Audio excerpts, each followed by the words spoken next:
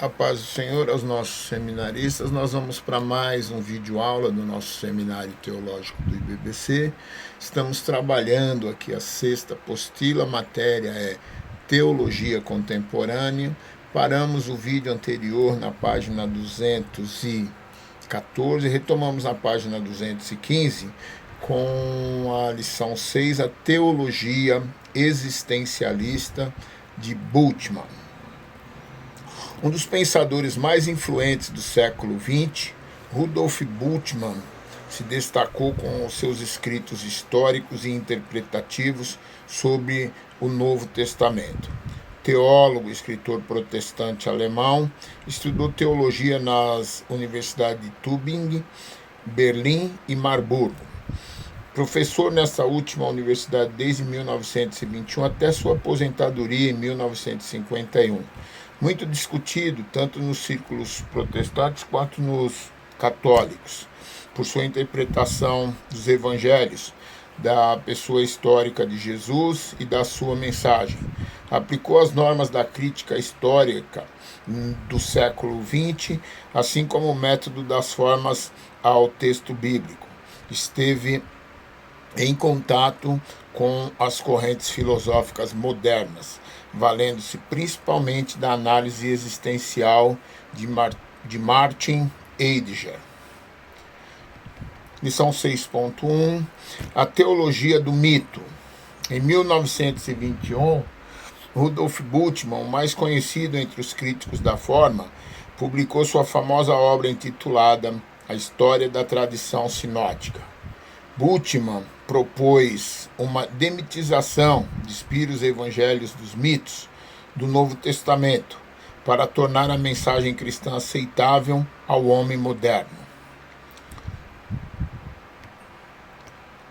Encerramos a página 215. Eu não vou ler o conteúdo todo porque a gente vai se estender muito nos vídeos.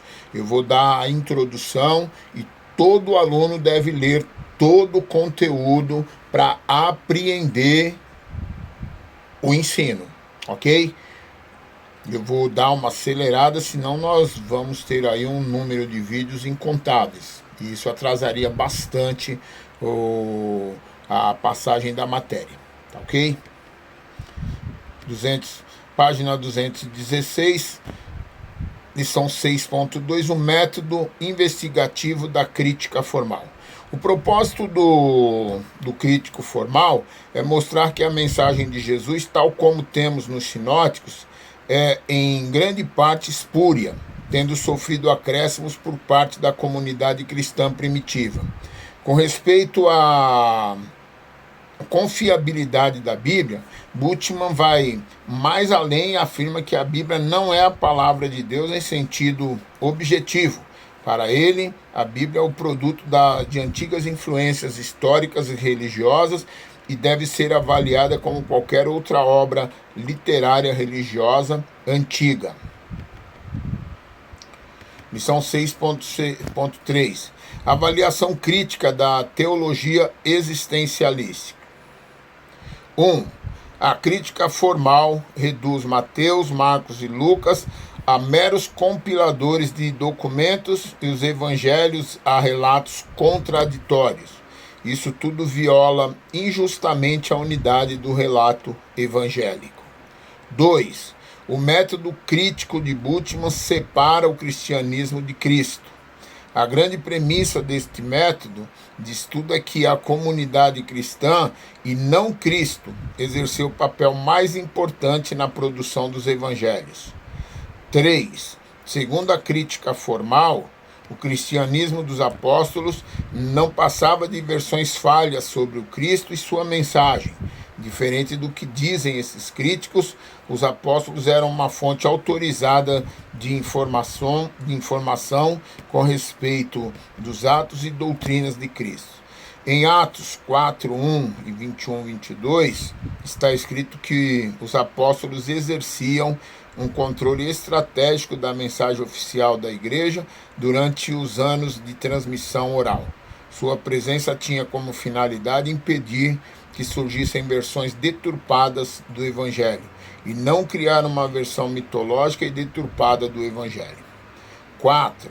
A crítica formal parece esquecer que o lapso de tempo entre os fatos históricos e os documentos escritos é mínimo.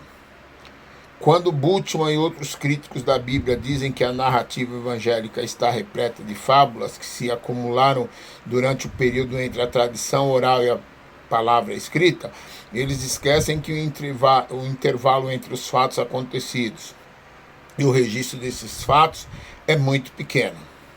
5. De tudo isso, segue-se a crítica da Bíblia, tal como aparece em Rudolf Bultmann. É uma análise preconceituosa do relato evangélico, está demasiadamente comprometida com os pressupostos do liberalismo para que possa ser considerado uma análise imparcial dos fatos, como os críticos desejam que seja. Mas a crítica formal não foi a única contribuição de Bultmann à teologia contemporânea. Outras ideias dele também permeiam o cenário teológico do século XX, entre as quais está a desmitologização, assunto que abordaremos com maior amplitude no próximo capítulo. 6. A desmitologização, fundamentada na filosofia existencialista, está em desacordo com o Novo Testamento. 7. A desmitologização destrói a objetividade do Novo Testamento. No próximo parágrafo, 7, página 217, nós encerramos. Na página 219, a teologia de Paul Tillich. Paul Johannes Oskar Tillich nasceu na Prússia Oriental, estudou sucessivamente a filosofia e a teologia em Berlim, Tübingen e Halle, sendo contemporâneo de Karl Barth e Rudolf Bultmann. Foi ordenado pastor em 1912, participou da Primeira Guerra Mundial como capelão de guerra. Até 1933 lecionou em Berlim, Marburg, Dresden, Leipzig e Frankfurt. É considerado o maior pensador sistemático e o mais lido no mundo. Escritor prolífico, tanto em alemão quanto em inglês, escreveu muitas obras, das quais a principal foi Teologia Sistemática em 3 volumes.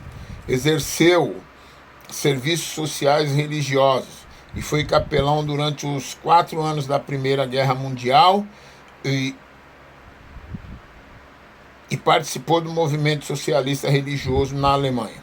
Sua experiência como capelão no período da guerra fez com que ele adquirisse experiências dos problemas sociais.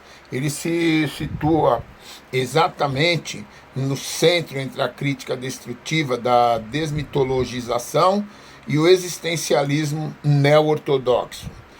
Tillich recebeu a influência tanto da teologia liberal como da neo-ortodoxa, e por isso sua teologia está situada entre a teologia liberal e a neo-ortodoxa. Sua profunda erudição e seus conhecimentos de história, filosofia, psicologia, arte, análise política, além de sua especialidade, a teologia, lhe renderam o título de teólogo dos teólogos, apelido pelo qual é conhecido hoje nos círculos acadêmicos. A influência liberal sobre o pensamento teológico de Tillich é percebida no seu entendimento da revelação e das fontes da teologia, e na tendência neo-ortodoxa do uso da filosofia existencialista como base para a reflexão teológica. Lição 7.1. Teologia de Tillich. A teologia de Tillich é uma das mais complexas de ser entendida. Sua teologia se volta para o indivíduo e para o ser. Deus é o ser em si, ele transcende os símbolos morais. Deus é o fundamento do nosso ser. Através da autonegação descobrimos a fundamentação de nosso ser, que é Deus. O homem é reafirmado como indivíduo através dessa descoberta. Quando o homem descobre a Deus, descobre a si mesmo.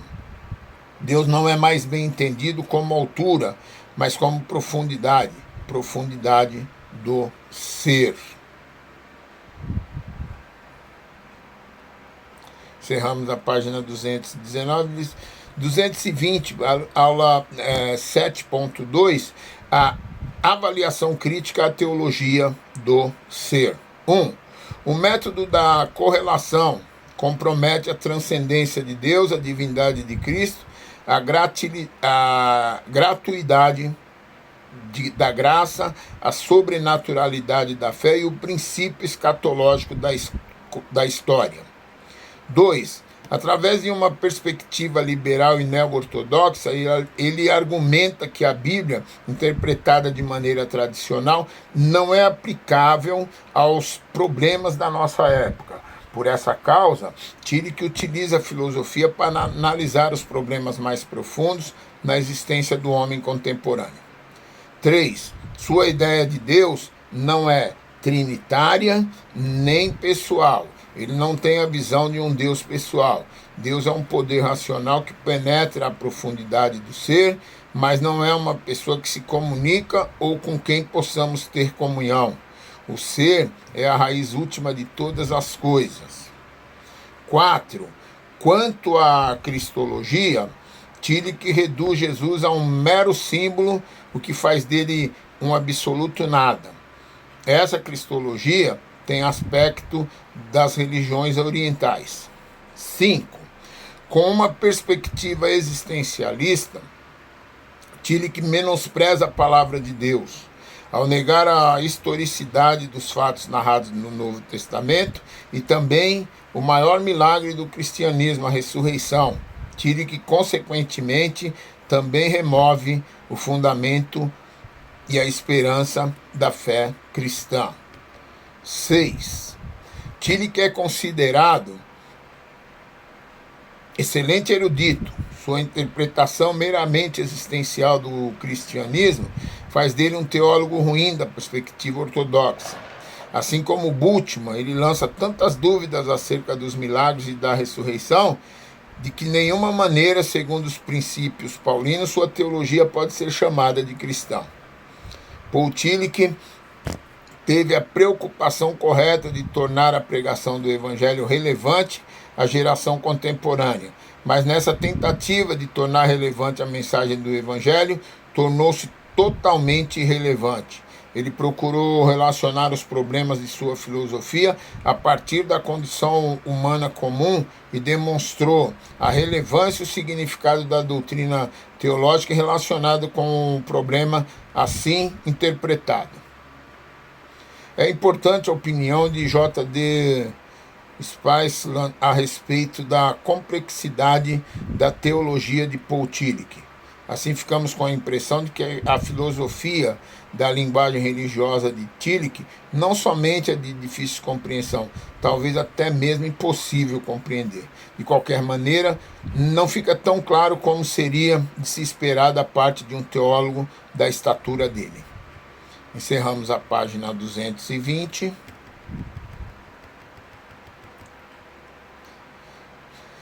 Na página 222, lição 8, Teologia Secular e a Morte de Deus. Apesar de testemunharmos sobre a secularização da sociedade e de sua influência na igreja odierna, a teologia secular não é exatamente a teologia da época, ainda que haja alguns de seus vestígios. A teologia secular é um sistema doutrinário que defende um maior envolvimento da igreja com as preocupações do mundo, objetivando a solução dos muitos e graves problemas sociais. A teologia secular deve ser pragmática e socialmente revolucionária. Essa teologia começou a surgir no final da década de 50 como uma reação ao liberalismo, que já estava em declínio, e à teologia dialética, neo-ortodoxia. Havia uma discussão de que a teologia deveria ser feita no mundo secularizado. Se o teólogo não pode evitar a responsabilidade de falar de Deus, é igualmente verdade que ele não pode evitar a responsabilidade de falar na linguagem do seu tempo. Com isso, a partir da década de 1960, os teólogos procuraram uma saída para a secularização da vida relacionada com a teologia, já que o cristianismo convencional não estava tão preocupado com os assuntos desse mundo. Desde Calbart, havia um forte clamor por um cristianismo menos dogmático e mais vivenciável, e no período pós-guerra, esse clamor intensificou e se homogeneizou com algumas ideias extremamente sociais e humanistas. Começava a nascer, então, a teologia da secularização. Os principais líderes da teologia secular foram John A. T. Robson, Arvin G. Cox, Dietrich Bonhoeffer, Gabriel Vanian, William Hamilton e Paul Van Butten. Se pudermos fazer uma classificação dessa teologia, então podemos dizer que houve a ala esquerda chamada a teologia da morte de Deus. 8.1. Teologia secular. Dietrich Bonhoeffer foi aluno de Arnack, mas discípulo teológico de Barth.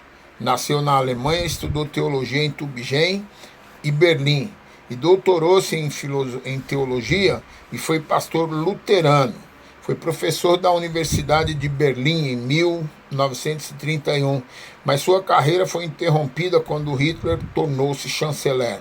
Ele foi preso pelos nazistas entre 1943 e 1945. Na prisão, ele escreve cartas a familiares, à noiva e ao seu biógrafo e amigo, Beth. Estas cartas posteriormente foram compiladas e lançadas no livro Resistência e Submissão. Foi executado, enforcado pelos nazistas durante a Segunda Guerra Mundial por participar de um complô contra a vida de Hitler, poucos meses antes do fim da guerra, aos 39 anos. Sua obra mais importante, O Custo do Discipulado, 1937, de onde provém o conceito de graça cara e graça barata. A graça barata para ele é a proposta de salvação sem arrependimento, perdão, batismo, sem disciplina na igreja, sem cruz e sem comunhão, enquanto que a graça cara é aquela que implica numa vida de submissão e discipulado. Para Bonhoeffer, a graça cara foi transformada em barata sem discipulado. Aqueles que tentam usar esta graça como uma desobrigação de seguir a Cristo estão simplesmente enganando a si mesmos. O preço do discipulado é o nome do livro. Bonhoeffer propôs um cristianismo sem religião, uma teologia da secularização, um cristianismo adulto, um cristianismo religioso. Da mesma forma que Tillich e Bultmann, ele preocupou-se em como apresentar a mensagem do Evangelho perante o mundo secularizado.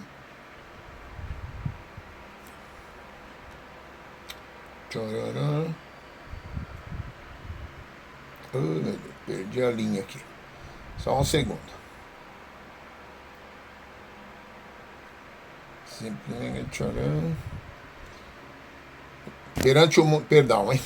Perante o mundo secularizado e não religioso em que vivemos, porém, sem as posições por demais radicais desses teólogos.